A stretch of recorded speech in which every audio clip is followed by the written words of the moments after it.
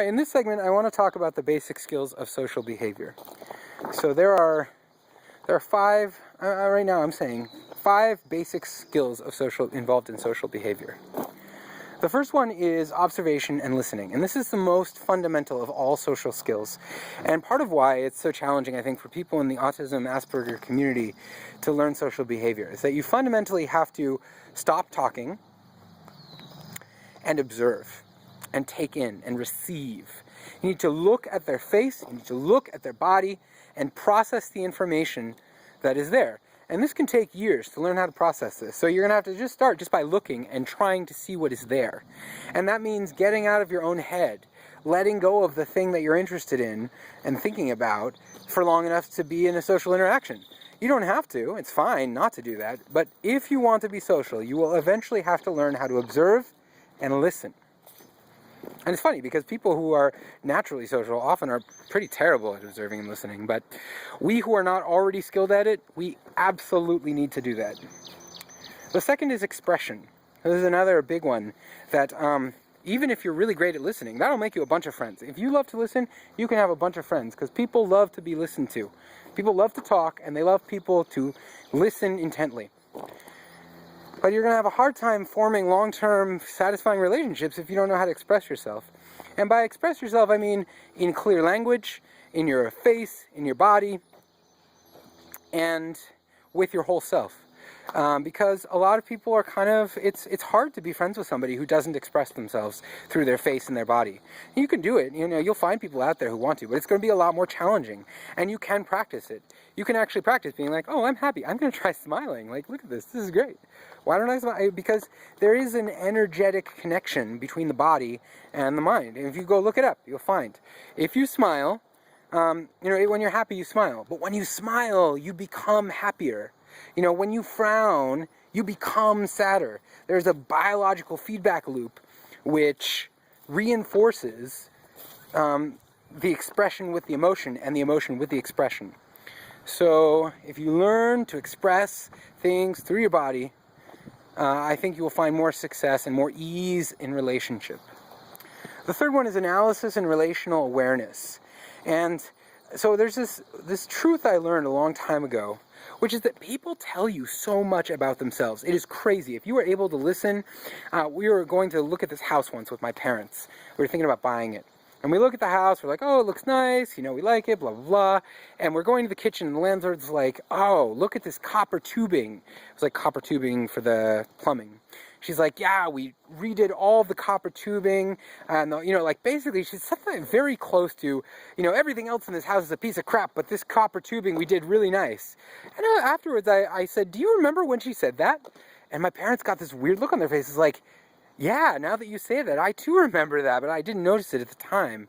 And they were really excited at the time because they were just like, oh, she's telling us how great the copper tubing is. Of course, I was really listening, and I didn't care about getting the house or not. I was like 19 or 20, and I just was like, whatever, I'm just going to come here and check it out, but I don't care, I'm not buying it. And so I was able to really listen to the words she was using, and she told us a lot more than she meant to, I think. So analysis is really important, the ability to really hear what people are saying and to understand what it means. Understand what it means. And then relational awareness is kind of a hard one to explain, but when you're talking to somebody else and you're listening, right, and you're observing their experience, it's hard to understand their experience if you don't have relational awareness.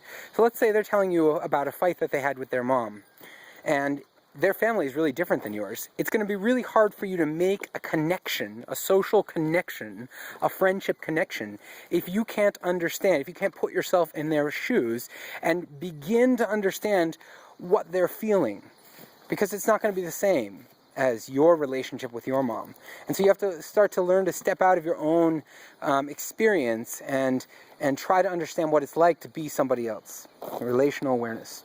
The fourth thing is reflection. It's so important as a social learner, to come back and look at things later.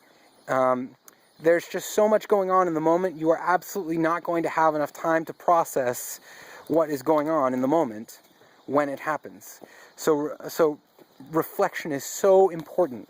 You're also, if you want to be a social being, you're going to have to do a lot of self-reflection. None of us are perfect people, and you don't have to change anything about yourself. And having said that, if you want people to be your friends, and you want to have social engagement, either you're going to have to change things about yourself, or you wouldn't be watching this video because you'd already have them. Right? The reason it's an unrealized desire is because it's not yet true. And so you're going to have to change some of your behaviors or your awarenesses or something. Something's going to change, otherwise you are going to continue to not have social interaction and relationships. And the fifth thing, finally, is patience and perspective, or groundedness. The patience and perspective, i.e., social behavior is more than anything trial and error. More than anything, trial and error. That's my experience. Other people may have a different experience, but more than anything, trial and error.